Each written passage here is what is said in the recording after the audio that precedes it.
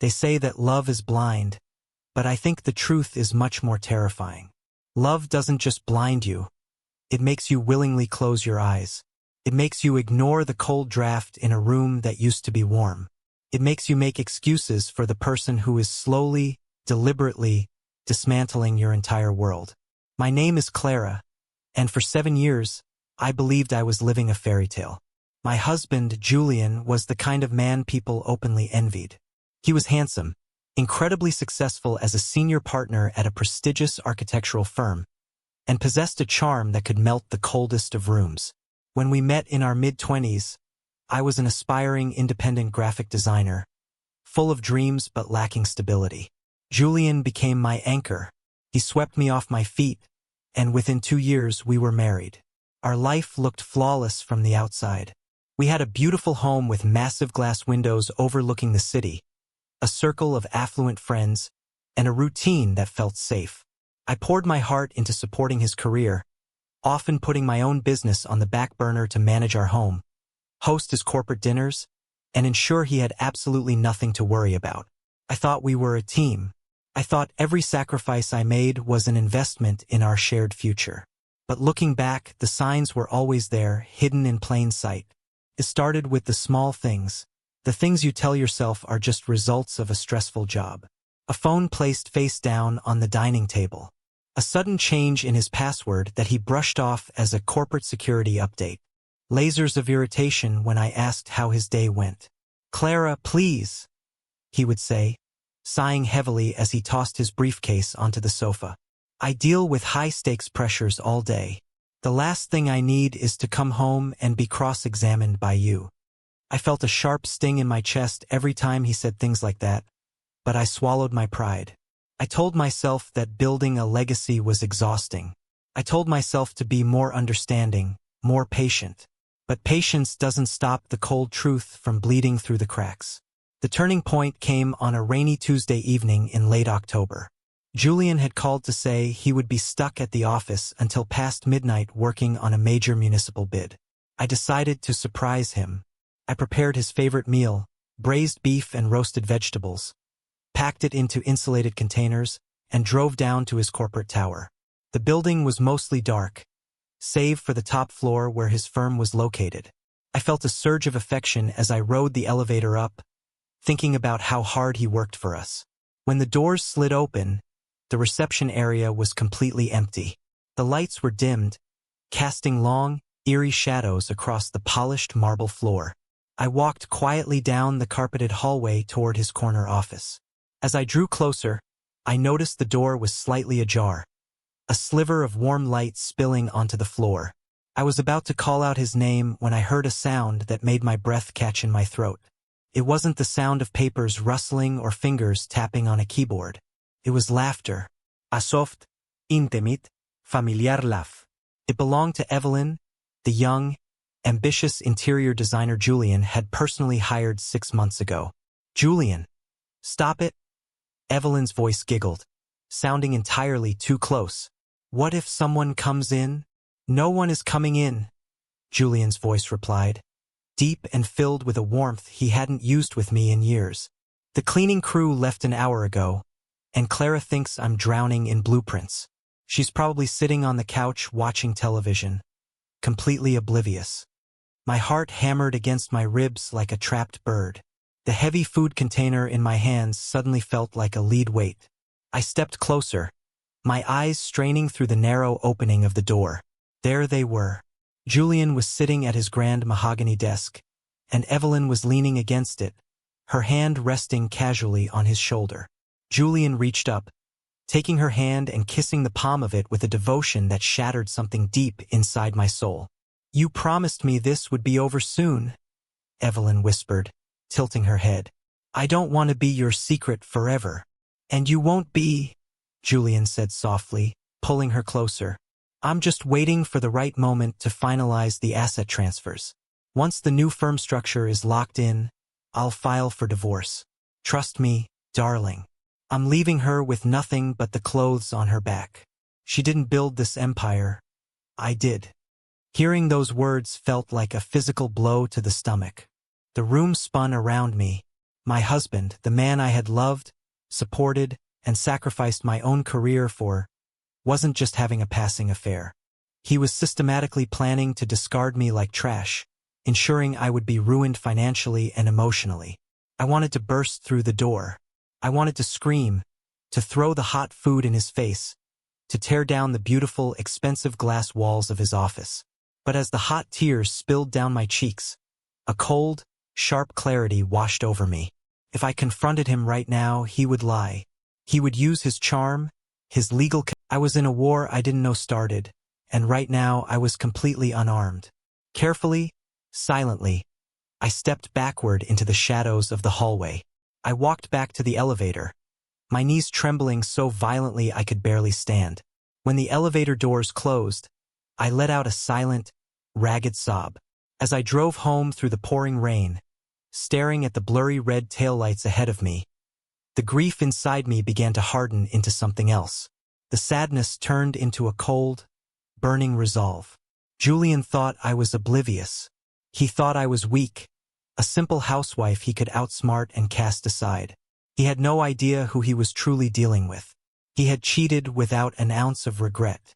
But the truth was out now, and I was going to make sure that very truth would be the thing that exposed him completely. When I arrived back at our empty apartment, I didn't cry. The time for tears had passed in that dark elevator ride. I walked straight to the kitchen, dumped the homemade dinner into the trash can, and washed the containers thoroughly. My hands were perfectly steady. It was terrifying how quickly a person can change when survival instincts kick in. I sat on our pristine white sofa and waited. 2 hours later, around 1 a.m., the front door clicked open. Julian walked in, looking slightly disheveled but carrying that familiar aura of unbothered arrogance. "Hey!" he said, startled to see me awake. "Why are you still up? I told you not to wait for me." I looked at him, searching his face for any flicker of guilt, any sign of remorse. There was absolutely nothing. He smiled gently, walked over, and kissed the top of my head. The scent of Evelyn's perfume, a sickeningly sweet vanilla, clung to his jacket. It took every ounce of my willpower not to flinch away from his touch. "I couldn't sleep," I said, keeping my voice level, pitching it to sound exactly like the doting, worried wife he expected. "How did the bid go? You look exhausted." "Brutal," he sighed, loosening his silk tie. "The city council is being incredibly demanding. Evelyn and I had to redesign the entire West Wing presentation from scratch. But I think we secured it. It's going to put the firm on a completely new level." "That's wonderful, Julian. I'm so proud of you," I lied seamlessly. The words tasted like ash in my mouth. "Thanks, babe. I'm going to take a quick shower and hit the sack. Tomorrow is another long day," he said, walking down the hallway toward our master bedroom. The moment the bathroom door closed and the sound of running water filled the apartment, I moved. I walked over to his briefcase, which he had left on the kitchen island. My heart was pounding, but my mind was laser-focused. I opened it carefully. Inside were standard corporate documents, architectural sketches, and his personal tablet. I knew his tablet password. It was our wedding anniversary. I tried typing it in, but the screen flashed red. Incorrect password. He had changed it. He truly was covering his tracks. I closed the briefcase exactly as he had left it and stepped back. I realized right then that I couldn't afford to be sloppy. Julian was a brilliant corporate strategist. If he suspected for a single second that I was onto him, he would lock down his finances, destroy evidence, and accelerate his legal attack against me. I needed proof. I needed a mountain of undeniable, airtight evidence of both his infidelity and his financial manipulations before I could make a single move. The next morning, I began my double life. When Julian woke up, I made him his favorite espresso, smiled as he talked about his upcoming meetings, and waved him goodbye at the door. But the moment his car cleared the driveway, my smile vanished. I spent the next 3 days doing intense research. I knew I couldn't hire a standard private investigator through our shared bank accounts. Julian monitored every penny that left those accounts, viewing my personal spending with a hawk's eye. I had to use my own small savings account, the one I had kept from my freelance graphic design days, an account he thought was practically empty. I reached out to a highly recommended, low-profile forensic accountant and digital investigator named Marcus. We met in a quiet, obscure coffee shop on the outskirts of the city. Marcus was a quiet, sharp-eyed man who didn't ask emotional questions. He only cared about facts and data. "What exactly are we looking for, Mrs. Vance?" Marcus asked, opening a slim laptop. "Everything," I said, my voice cold. "My husband is planning to divorce me and strip me of all my assets. He is having an affair with an employee, and he mentioned transferring assets to a new firm structure. I need to know where the money is going, and I need proof of the affair that cannot be legally disputed." Marcus nodded slowly.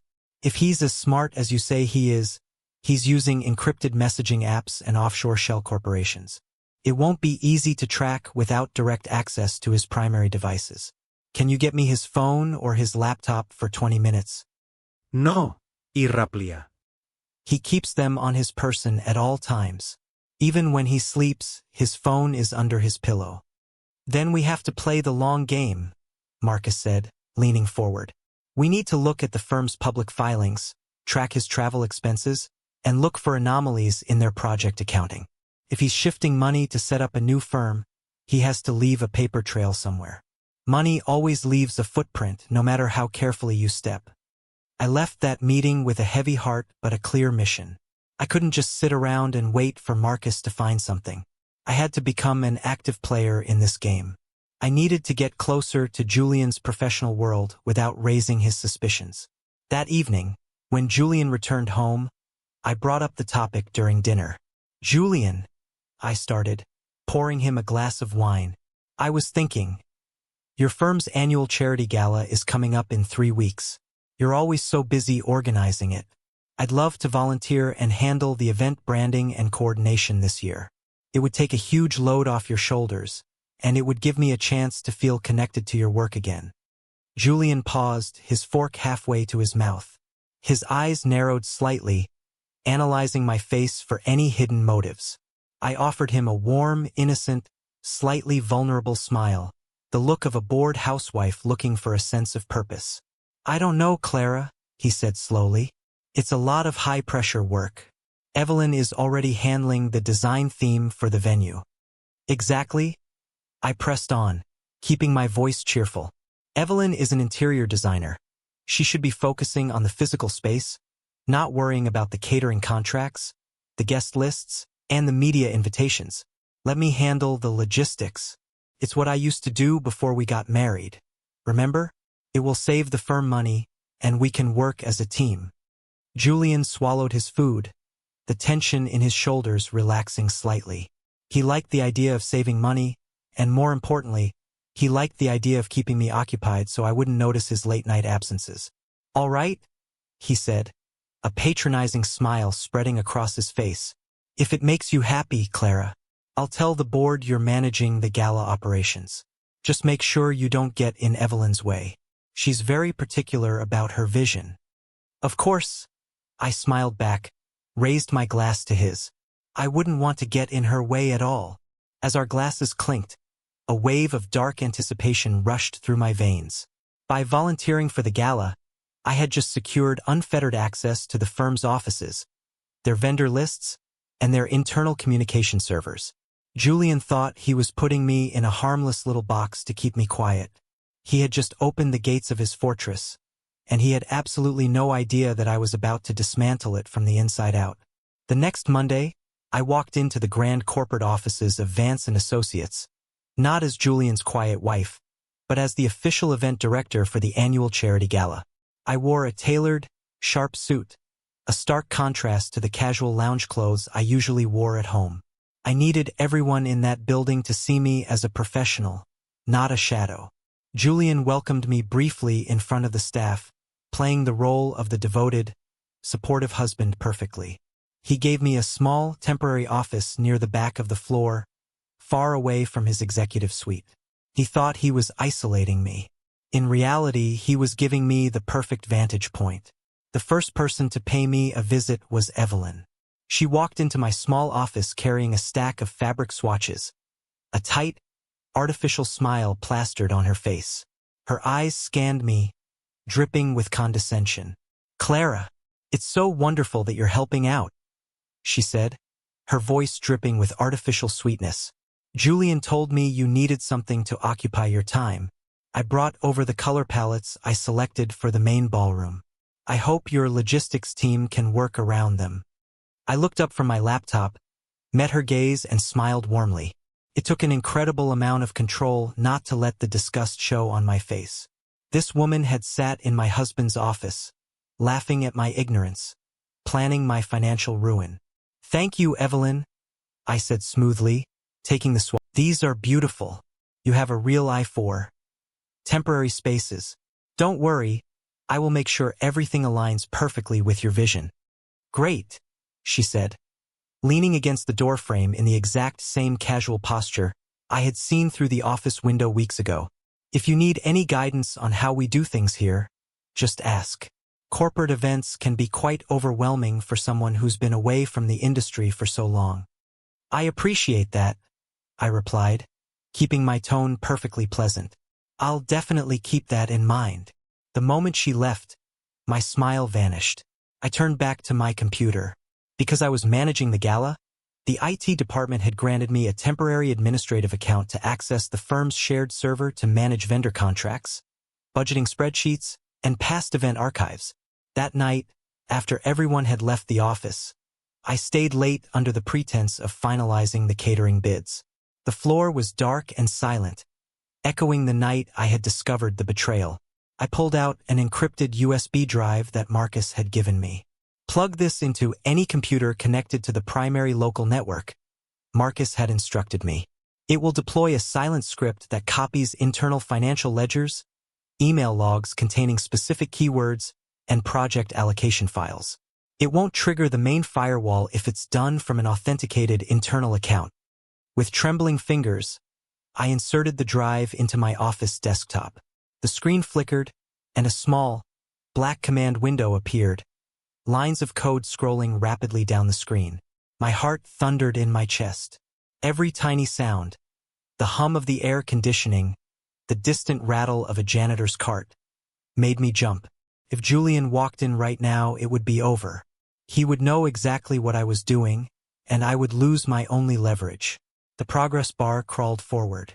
45%, 60%, 80%.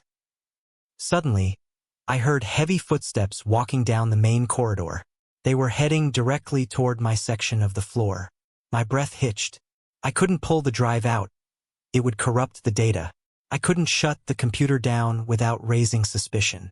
I quickly minimized the command screen, pulled out a thick binder of catering menus, and spread them across my desk. I grabbed a pen, pretending to be deeply engrossed in calculating costs. The footsteps stopped right outside my door. I looked up. It was Julian.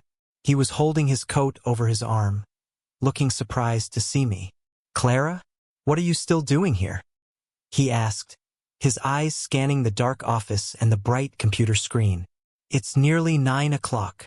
"Oh, Julian," I said, letting out a soft, tired laugh that masked my sheer terror. "I completely lost track of time. The catering company for the main dinner is trying to overcharge us by 20% for the seafood selection. I'm just going through their itemized invoice to see where we can cut costs. I want this gala to be absolutely perfect for the firm." Julian walked into the room, stepping closer to the desk. He reached out and placed a hand on my shoulder. I could feel the cold metal of the USB drive resting just inches away from his hand, plugged into the back of the computer tower. "You work too hard," he said, his tone patronizingly affectionate. "Don't stress too much over a few $1,000s, Clara. The firm can handle it. Let's go home.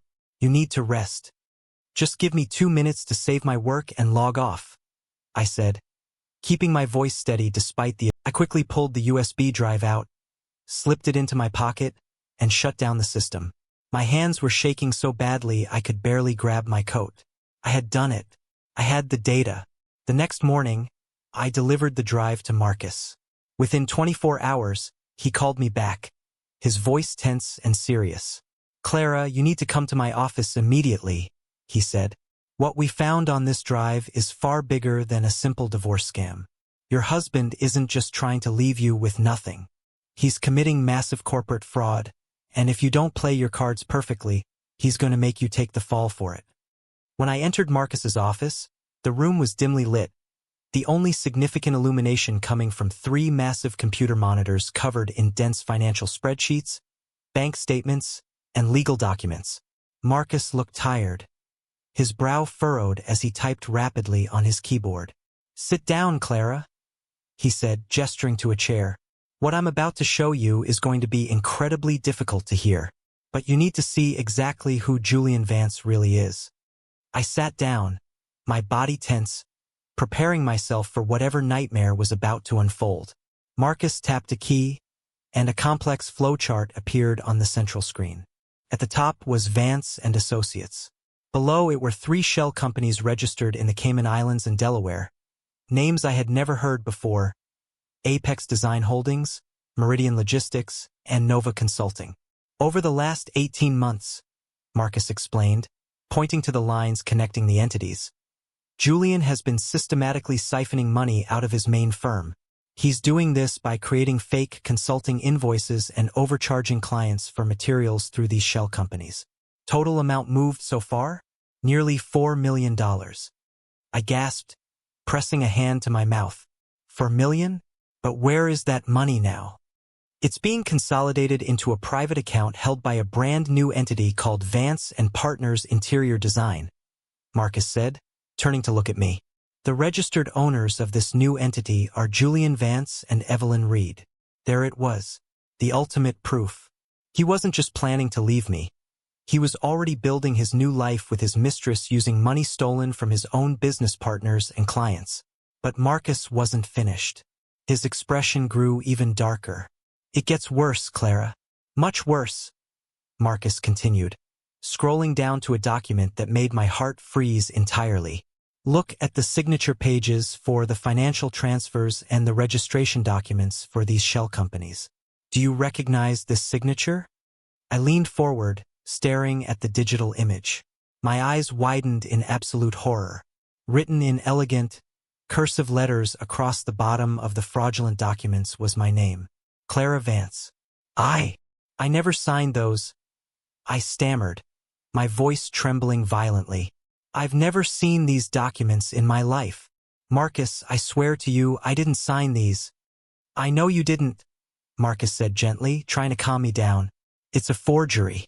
A highly sophisticated digital forgery. Julian has been using your digital signature and forging your physical handwriting on these corporate documents for over a year. Do you understand what this means?" The realization hit me like a tidal wave, crushing the last remnants of my breath. Julian wasn't just trying to divorce me and leave me penniless. He was setting me up to be his scapegoat. If the corporate fraud was ever discovered by his partners or the federal authorities, the paper trail pointed directly to me. He could claim that I was the one embezzling money through my graphic design connections, using his firm as a shield. He would walk away clean with Evelyn, while I would face years in a federal penitentiary. The sheer malice of his plan left me completely speechless. The man I had shared a bed with, the man I had loved for nearly a decade, didn't just want to discard me. He wanted to destroy my entire life to protect his own greed. He's planning to execute the final transfer and file for divorce immediately after the charity gala, Marcus warned. According to the email logs we recovered between him and his attorney, he's going to initiate a sudden audit of the firm's accounts, blame the discrepancies on your administrative access during the gala preparation, and present the forged documents to the police. I sat in silence, the sound of my own heartbeat echoing in my ears. The room felt incredibly cold. I looked at the screen, at my forged signature, at the smiling face of Julian in the firm's promotional materials. A terrifying, profound stillness took over my mind. The panic vanished, replaced by a cold. Julian had played a masterclass in deception, but he had made one fatal flaw. He assumed I would never find out. He assumed I was a passive victim who would blindly accept whatever fate he handed me. "Can we go to the police right now?" I asked, my voice deadly quiet. "We could," Marcus admitted. But with the sophisticated nature of these forgeries, a legal battle could drag on for years. He has top-tier lawyers, and he could easily tie you up in court, freeze your remaining assets, and find a way to shift the blame before a trial even begins. If you want to guarantee your safety and ensure he faces true justice, you need him to expose himself. You need to catch him in a position where he cannot deny his actions, in front of the people whose opinions he values most. I looked at Marcus, a dark, brilliant plan beginning to form in my mind. The charity gala? I whispered, a slow smile breaking through my frozen expression. The entire board of directors will be there. The firm's top clients will be there. The local media will be there. It's the one night where Julian expects to be crowned as the king of the industry. What are you thinking, Clara? Marcus asked, leaning back, a look of intrigue crossing his face. Julian wants a grand finale, I said, my voice hardening into steel. I'm going to give him one. I'm going to let him think his plan is succeeding flawlessly. I will let him transfer the final funds. I will let him stand on that stage in front of hundreds of people. And then, I am going to pull the rug out from under his feet. For the next 2 weeks, I lived a double life that required every ounce of my emotional endurance. Every single day, I walked into the office, smiled at Julian, and collaborated with Evelyn on the gala details. I even helped her select the floral arrangements, offering opinions with a cheerful, helpful demeanor that completely disarmed her. You know, Clara, Evelyn said one afternoon as we reviewed the seating charts in the main ballroom, you've actually been surprisingly efficient with this event. I honestly didn't think you had it in you. Thank you, Evelyn, I replied, looking up from my tablet with an expression of pure innocence.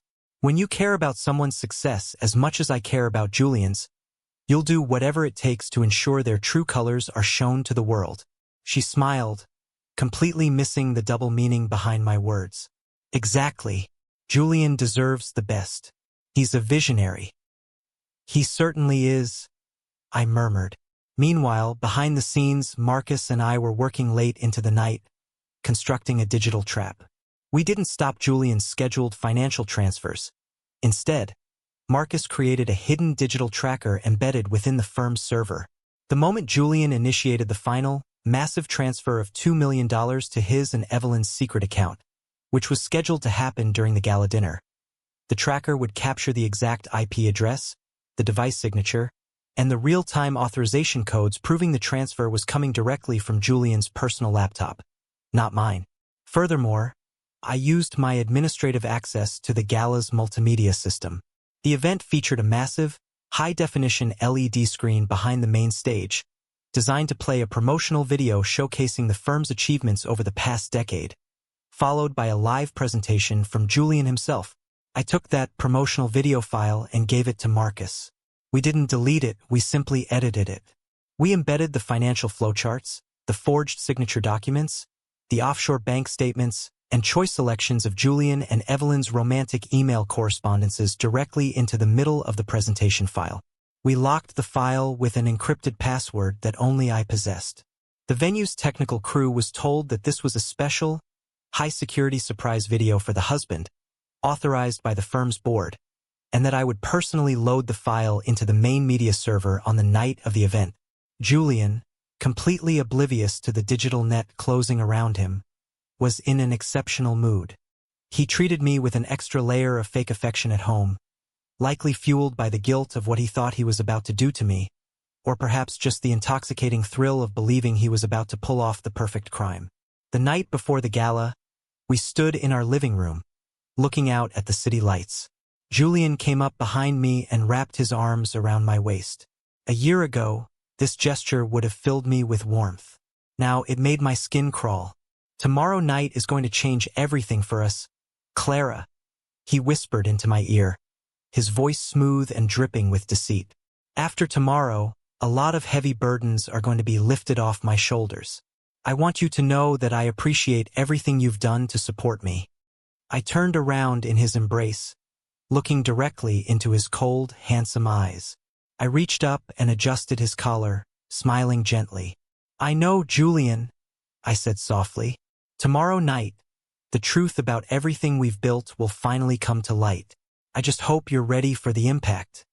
I'm always ready, he smirked, kissing my cheek. He had no idea. He thought he was the spider, and I was the fly caught in his beautiful, elaborate web. He didn't realize that I had quietly rewritten the script of his entire life, and the curtains were about to rise on his final performance. The Grand Plaza Ballroom was a vision of absolute opulence. Hundreds of crystal chandeliers hung from the soaring ceilings, casting a warm, fractured light over a sea of glamorous guests. The theme was the Crimson Gala, and the room was adorned with deep red roses, velvet drapes, and polished gold accents. Julian stood near the entrance, looking immaculate in a tailored tuxedo, shaking hands with city council members, wealthy investors, and prominent journalists. Evelyn was never far from his side, wearing a stunning, backless crimson gown that practically screamed her ambition to anyone who was truly paying attention. I wore a simple, elegant midnight black gown. I didn't want to stand out. I wanted to be the shadow that moved unnoticed through the room until the trap sprung. "Clara, darling, you look wonderful," Julian said as I approached him, introducing me to a couple who owned a major real estate development corporation. "This is my lovely wife, Clara. She's the mastermind behind the entire logistics of tonight's gala. She really outdid herself." "Nice to meet you," I smiled, shaking their hands warmly. Julian always gives me too much credit. I just make sure the pieces are in the right place before the show begins. "Well, you did a magnificent job," the developer smiled. "Julian is a lucky man." "Yes," I said, looking Julian directly in the eyes. "He really is." Around 8:30 p.m., the guests were seated at their tables, and the multi-course dinner began. I quietly slipped away from the main head table and walked toward the technical booth located at the back of the ballroom. The head technician, a young man named Leo, looked up as I entered. "Hey, Mrs. Vance. We're about 15 minutes away from the keynote video," Leo said, checking his soundboards. "Perfect, Leo," I said, pulling out a sleek black flash drive from my evening clutch. "Here is the finalized high-definition media file for the presentation. As we discussed, this file contains the updated graphics and the special surprise section. It's fully encrypted, so I need to input the access code myself to load it into your primary playback queue." "No problem at all," Leo said, stepping aside to give me access to the central terminal. I inserted the flash drive. My hands were perfectly calm now. The fear had completely burned away, leaving nothing but an icy, unstoppable determination. I typed in the encryption password. The file loaded seamlessly into the system, replacing the original promotional video. At the exact same moment, my phone buzzed in my hand. It was a text message from Marcus, who was monitoring the firm's servers remotely from his office. Marcus. He just initiated the final transaction from his laptop at Table 1. $2 million is currently moving from the primary corporate escrow account to the shell entity Vance and Partners. The digital tracker has locked onto his unique device ID and authorization code. We have him red-handed. A cold rush of dark satisfaction flooded my chest. Julian had just pulled the trigger on his own destruction. He had committed the final, irreversible act of corporate theft, believing he was completely safe under the cover of the loud music and the bustling gala crowd. I walked out of the technical booth and stood at the back of the dimly lit ballroom, watching the stage. The lights in the room began to dim, signaling that the presentation was about to start. The chatter among the hundreds of guests died down to a hushed murmur. Julian walked up the steps of the main stage, stepping into the bright, golden glow of the spotlight. He adjusted the microphone, a confident, dazzling smile on his face. He looked out at the audience, the absolute picture of success, power, and untouchable arrogance. "Ladies and gentlemen, distinguished guests, and partners," Julian's voice boomed through the high-end sound system, warm and commanding. "Tonight is not just a celebration of what Vance and Associates has accomplished over the past decade. Tonight is a celebration of vision, of trust, and of the incredible future we are about to build together. Before I share our new grand municipal project with you, let's take a brief look back at the journey that brought us here. Julian turned around, gesturing with his hand toward the massive, 20-foot LED screen behind him. "Roll the video, please," he announced proudly. The ballroom went completely dark, save for the massive screen which flickered to life. I took a deep breath, leaning against the back wall, crossing my arms. The show was about to begin.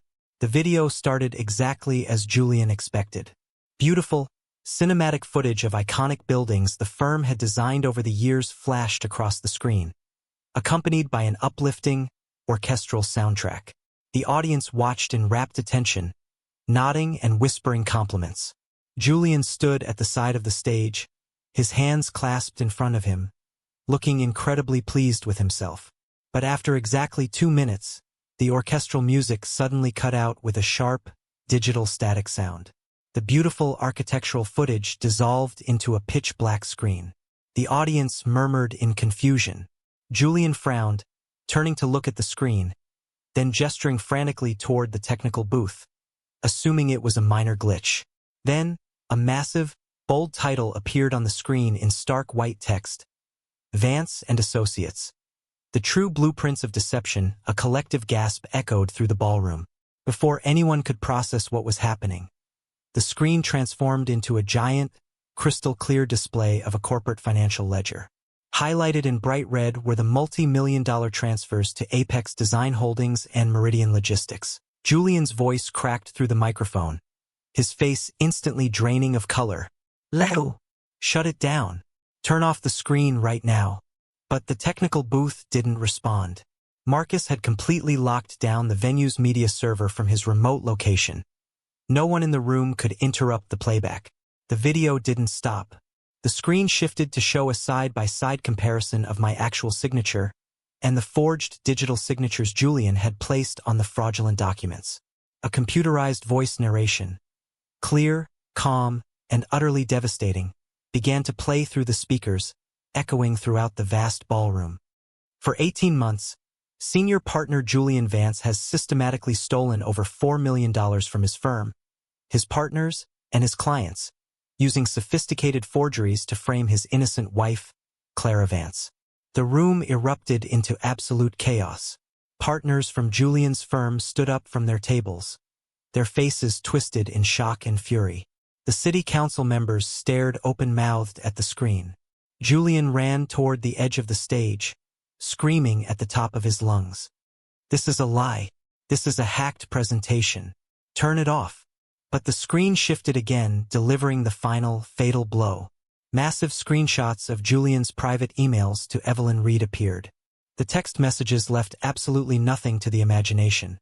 Explicit details of their affair, coupled with Julian's detailed legal plans to leave me penniless and take the fall for his financial crimes. And at exactly 8:42 p.m. tonight, the narrated voice continued calmly. From table number 1 in this very room, Julian Vance executed the final fraudulent transfer of $2 million. The digital signature and IP address have been logged and transmitted directly to the Federal Fraud Investigation Bureau. The screen flashed a final image, a real-time tracking receipt showing the money arriving in the secret account registered under Julian and Evelyn's names, accompanied by the precise serial number of Julian's personal laptop. The entire ballroom was dead silent now, a heavy, suffocating silence of absolute shock. Hundreds of eyes turned from the screen to look directly at Julian, who was standing on the stage, trembling violently. The golden spotlight that had made him look like a king just moments ago now made him look like a trapped animal, sweating and exposed. Evelyn, sitting at table 1, buried her face in her hands, sobbing uncontrollably as the cameras of local journalists began flashing rapidly in her direction. Julian looked around the room, his eyes wild with panic, searching for an escape. Finally, his gaze landed on the back of the ballroom. He saw me. I was standing perfectly still in my midnight black gown, the light from the exit sign casting a faint glow over me. I wasn't crying. I wasn't screaming. I simply looked at him, raised my glass of champagne in a silent, final toast, and took a slow sip. At that exact moment, the heavy double doors of the ballroom swung open. For sharp-suited, serious-looking officials from the Federal Fraud Investigation Bureau walked into the room, accompanied by 2 uniformed police officers. They walked past the tables of stunned guests, straight toward the stage. Julian watched them approach, his knees buckling slightly. The man who had cheated without regret, the man who had planned to destroy my life without a second thought, was completely, utterly exposed. The fall of Julian Vance was swift, brutal, and entirely public. Because the evidence presented at the gala was airtight and accompanied by real-time tracking data provided by Marcus, the federal authorities didn't need months to build a case.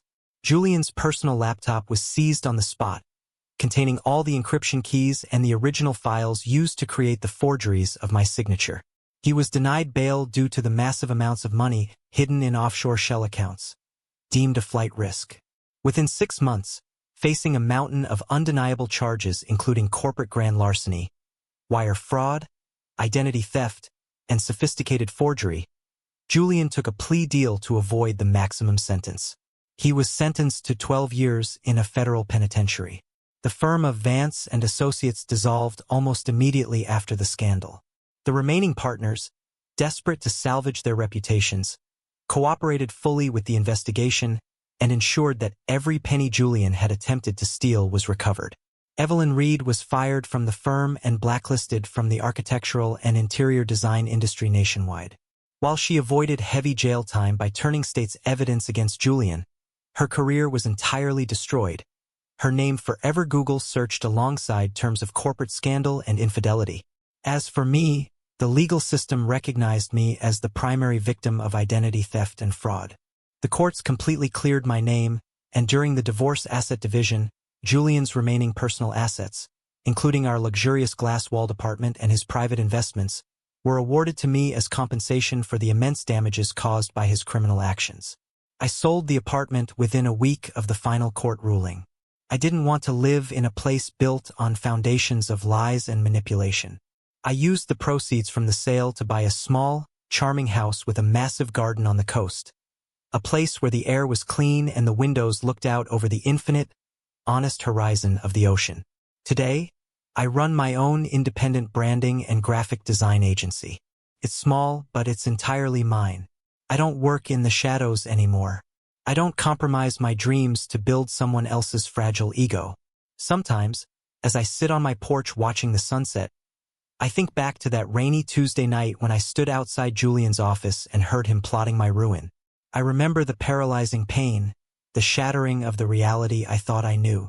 But I don't look back with sadness anymore. I look back with gratitude.